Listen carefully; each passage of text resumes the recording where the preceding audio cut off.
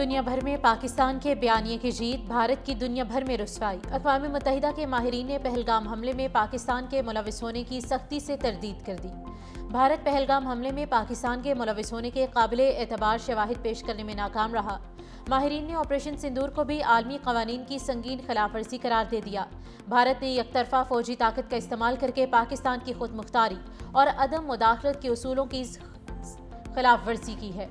بھارتی حملوں سے کئی مساجد کو نقصان پہنچا، درجنوں پاکستانی شہری جاں بحق اور زخمی ہوئے۔ بھارتی اقدامات خطے میں بڑے فوجی تصادم کا خطرہ پیدا کر سکتے ہیں۔ اگر بھارتی کارروائی کو مسلح حملہ تصور کیا جائے تو بین الاقوامی قانون کے تحت پاکستان کو بھی دفاع کا حق حاصل ہوگا۔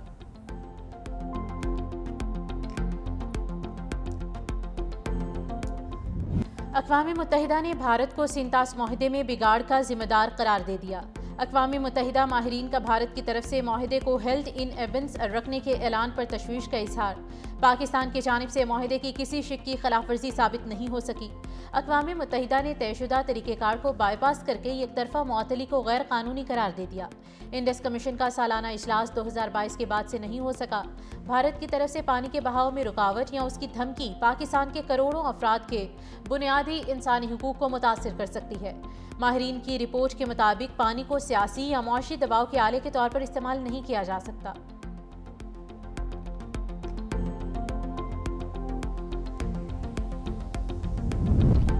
بھارت کی آبی دہشت گردی جاری، بھارت نے چناب کے بعد دریائے جہلم اور دریائے نیلم کا پانی بھی روک دیا۔ دونوں دریاؤں میں پانی کی آمد کم ہو کر صرف 3000 کیوسک رہ گئی۔ ذرائع انڈس واٹر کمیشن کے مطابق دریائے جہلم اور نیلم میں 4 روز پہلے پانی کی آمد 5000 کیوسک سے زائد تھی۔ چناب میں 4 روز پہلے پانی کی آمد 10000 کیوسک تھی، اب 5000 کیوسک ہے۔ دریاؤں کا پانی روکنا سینتاس معاہدے کی خلاف ورزی ہے۔ چناب اور جہلم میں پانی کا بہاؤ تاریخی کم سطح پر آ گیا۔ ہیڈ مرالہ کے مقام پر پانی کا اخراج 0 ہو گیا۔ دریائے چناب سے قادر آباد خان کی بیرات سے نکلنے والی نہروں کو پانی نہیں ملے گا۔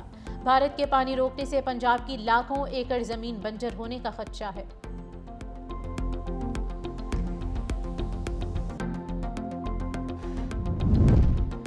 اقوام متحدہ نے پاکستان کے موقف کی تائید کر دی۔ بھارت کا رویہ علاقائی اور عالمی امن کے لیے خطرہ بنتا جا رہا ہے۔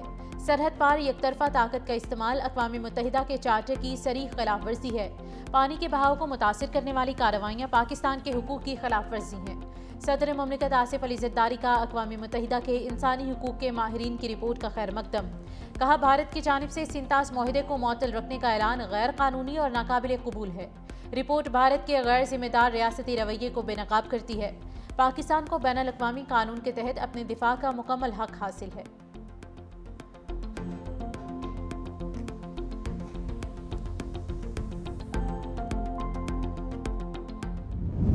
In April this year, India's unilateral abeyance of the Indus Water Treaty in gross contravention of international law, with escalating consequences both for regional stability and sanctity of international law. We have observed unusual abrupt variations in the flow of Chenab River twice this year. These variations in water flow are of extreme concern for Pakistan.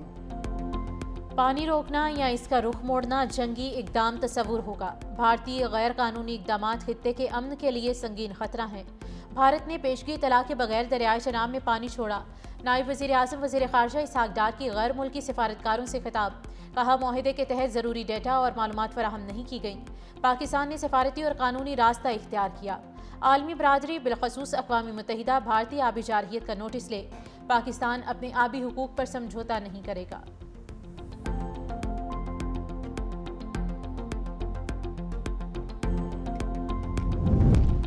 دہشت گردی کی لعنت کے خاتمے کے لیے اجتماعی کارروائی کی ضرورت ہے۔ دہشت گردی کا کوئی مذہب نہیں ہوتا اور اس کی ہر شکل میں صورت میں مذمت ہونی چاہیے۔ وزیر اعظم محمد شہباز شریف سے پاکستان میں آسٹریلیا کے ہائی کمشنر ٹم کین کی ملاقات۔ وزیر اعظم نے سڈنی سانحے میں معصوم جانوں کے نقصان پر گہرے رنج و غم کا اظہار کیا۔ دکھ کی اس گھڑی میں آسٹریلیا کے ساتھ پاکستان کی یکجہتی کا اعادہ کیا۔ کہا، پاکستان دہشت گردی کی بزدلانہ کارروائی کی مذمت کرتا ہے۔ وزیر اعظم کا دو طرفہ تجارت اور سرمایہ کاری کو وسعت دینے کی ضرورت پر زور، زراعت اور لائف سٹاک کے شعبے میں تعاون بڑھانے کی خواہش کا اظہار۔ ادھر وزیر اعظم سے تاجک وزیر ثقافت کی ملاقات، ثقافت کے شعبے میں تعاون کو مزید مضبوط کرنے پر تبادلہ خیال۔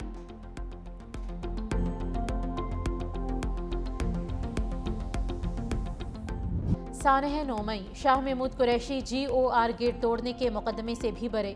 ATC عدالت نے ڈاکٹر یاسمین راشد، اعجاز چودھری، عمر سرفراز، محمود رشید سمیت 8 ملزمان کو 10 سال قید کی سزا سنا دی۔ عبداللہ بدر، مشتاق احمد، قاسم الہی، محمد شہباز کو بھی 10 سال قید کی سزا سنائی۔ ATC عدالت نے 13 ملزمان کو بری کیا۔ عدالت نے دوران اشتہاری قرار دیے گئے 4 ملزمان کو گرفتار کر کے پیش کرنے کا حکم دیا ہے۔ اشتہاری قرار پانے والوں میں فاروق انجم، حبیب احمد، ارسلان اور اکبر خان شامل۔ ملزمان کو 5 لاکھ روپے جرمانے کی سزا بھی سنائی گئی۔ انسداد دہشت گردی عدالت کے جج منصر علی نے فیصلہ پڑھ کر سنایا۔ دوران ٹرائل ڈاکٹر یاسمین راشد سمیت 21 ملزمان کے حتمی بیانات قلم بند کیے گئے۔ پروسیکیوشن کی جانب سے 56 گواہوں کو عدالت میں پیش کیا گیا۔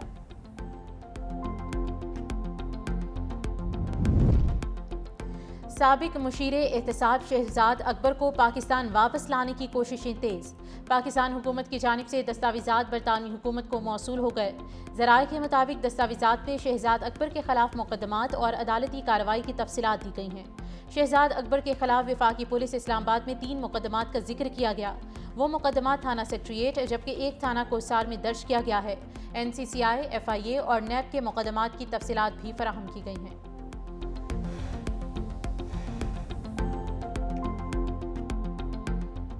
صدر آصف علی زرداری نے جسٹس طارق محمود جہانگیری کی ڈی نوٹیفیکیشن کی منظوری دے دی۔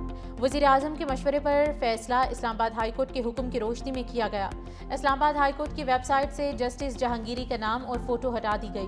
اسلام آباد ہائی کورٹ کے ججز کا نیا نظر ثانی شدہ ڈیوٹی روسٹر جاری۔ نئے ججز ڈیوٹی روسٹر میں جسٹس طارق محمود جہانگیری کا نام شامل نہیں۔ کیسز جلد کسی دوسرے بینچ میں سماعت کے لیے بھجوائے جائیں گے۔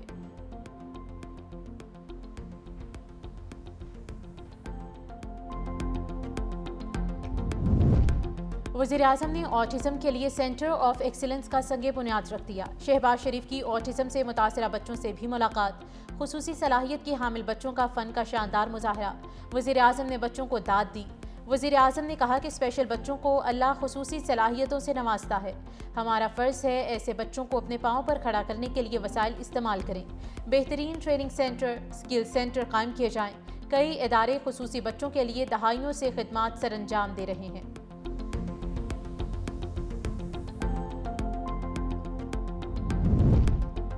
بنگلہ دیش میں اسٹوڈنٹ رہنما عثمان ہادی کے قتل کے بعد مظاہرے شدت اختیار کر گئے۔ دارالحکومت ڈھاکہ سمیت مختلف شہروں میں ہزاروں افراد سڑکوں پر نکل آئے۔ عثمان ہادی کے قتل کو شیخ حسینہ واجد اور بھارت کی ملی بھگت قرار دے دیا۔ شیخ مجیب کے گھر پر بھی حملہ، عمارت نذر آتش کر دی۔ راجشاہی میں عوام لیگ کے دفتر پر بلڈوز چلایا گیا۔ مشتعل مظاہرین نے ڈیلی سٹار سمیت متعدد اخبارات کو پرو انڈین قرار دیتے ہوئے ان کے دفاتر کو بھی آگ لگا دی۔ فائر بریگیڈ حکام نے کارروائی کرتے ہوئے عمارت میں پھنسے درجنوں صحافیوں کو ریسکیو کیا۔ بنگلہ دیش کے عبوری سربراہ محمد یونس نے شہریوں کو پرامن رہنے کی اپیل کی ہے۔ ٹیلی ویژن سے خطاب کرتے ہوئے کہا کہ عثمان ہادی کے قتل کی آزادانہ تحقیقات کی جائیں اور ذمہ داروں کو کیفر کردار تک پہنچایا جائے۔ ہفتے کو بنگلہ دیش میں یوم سوگ کا اعلان۔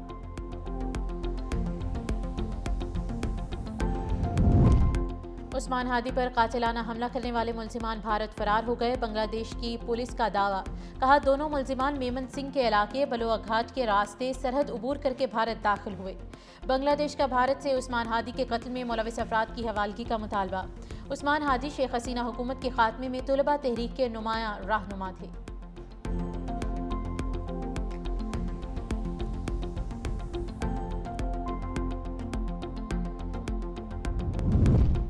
وزیر اعلیٰ سندھ کا کراچی میں بھتے کی پرچیاں ملنے کا نوٹس۔ تاجروں، صنعت کاروں، پراپرٹی ڈیلرز کو بھتے کی پرچیاں ملی۔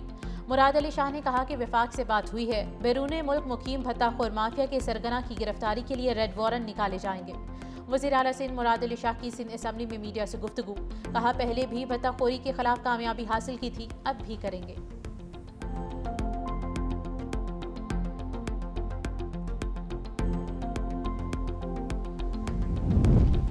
پیپلز پارٹی عوام کو صحت کی بنیادی سہولیات فراہم کرنے کے لیے ہمہ وقت کوشاں ہے۔ جدید سہولیات کی فراہمی عوام کی دہلیز پر فراہم کریں گے۔ خاتون اول آصفہ بھٹو زرداری نے امراض قلب کی نئی عمارت کا افتتاح کر دیا۔ کہا امراض قلب کی نیو بلڈنگ سے عوام کو بہترین علاج کی سہولت میسر ہوگی۔ نواب شاہ میں کھیریٹ کالج فار گرلز میں یوم والدین کی تقریب سے خطاب کرتے ہوئے کہا کہ پاکستان کی ترقی تعلیم یافتہ اور با اختیار لڑکیوں سے مشروط ہے۔ خواتین کو درپیش چیلنجز کا ڈٹ کر مقابلہ کرنا ہوگا۔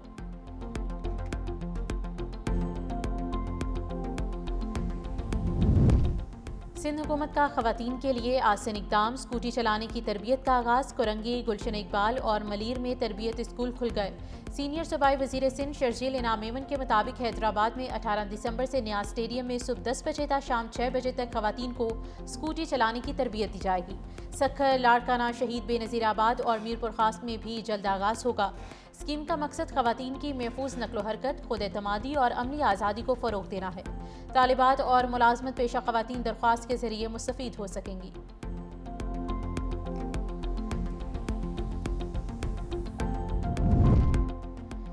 سینٹ قائمہ کمیٹی برائے مواصلات کے اجلاس میں گرما گرمی، وفاقی وزیر عبدالعلیم خان اور سینیٹر پلوشہ خان کے درمیان تلخ جملوں کا تبادلہ۔ سینیٹر پلوشہ نے کہا کہ وفاقی وزیر کے رویے پر کمیٹی رولنگ دے۔ علیم خان بولے دنیا جہاں کے بے ایمان یہاں اکٹھے ہو گئے۔ سیکرٹری مواصلات کی سینیٹر پلوشہ خان کو منانے کی کوشش۔ اجلاس میں بدمزگی پر وفاقی وزیر عبدالعلیم نے سینیٹر پلوشہ سے معافی مانگ لی۔ سینیٹر پلوشہ کمیٹی اجلاس سے واک آؤٹ کر گئیں۔ سینیٹر پلوشہ خان نے کہا کہ میرا سوال تھا 10 کلومیٹر کا لنک روڈ بنا، اس کا سوسائٹی کو فائدہ ہوا۔ میرے سوال پر علیم خان بھڑک اٹھے اور جواب نہیں دیا۔ بطور پارلیمنٹ ممبر یا کابینہ ارکان جواب دیا جانا چاہیے۔ کابینہ ممبران سب کے سامنے بھڑکتے اور دھمکیاں دیتے ہیں۔ وزیر اعظم کو کابینہ ارکان کی دھمکیوں کا فوری نوٹس لینا چاہیے۔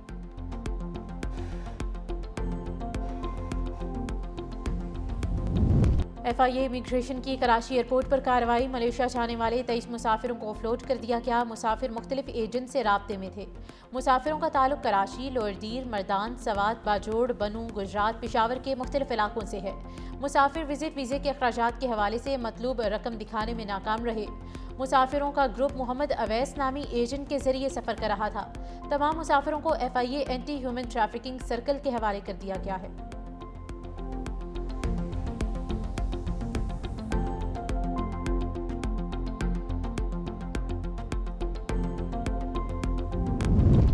جنگ بندی معاہدے کے دوسرے مرحلے تک پہنچنے کے لیے کوششیں۔ امریکہ غزہ میں جنگ بندی کے اگلے مرحلے پر پیش رفت کے لیے قطر، ترکی اور مصر کے اعلیٰ حکام کے ساتھ رابطے۔ مشرق وسطیٰ کے نمائندے اسٹیو وٹکوف جنگ بندی کے مستقبل، امداد کی فراہمی اور ممکنہ دوسرے مرحلے پر تبادلہ خیال کریں گے۔ دوسری جانب اسرائیلی فوج کی غزہ میں جنگ بندی معاہدے کی خلاف ورزیاں جاری، مختلف علاقوں پر فضائی اور زمینی حملے کر کے کئی فلسطینی شہید کر دیے۔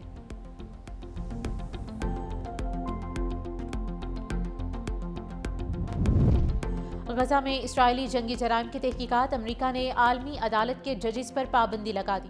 امریکی وزیر خارجہ کہتے ہیں کہ ججز نے اسرائیل کی رضامندی کے بغیر اسرائیلی شہریوں کی تحقیقات، گرفتاری، حراست یا ان کے خلاف مقدمہ چلانے کے لیے ICC کی کوششوں میں براہ راست مداخلت کی۔ ICC اسرائیل کو نشانہ بنانے والی سیاسی کارروائیوں میں مصروف عمل ہے۔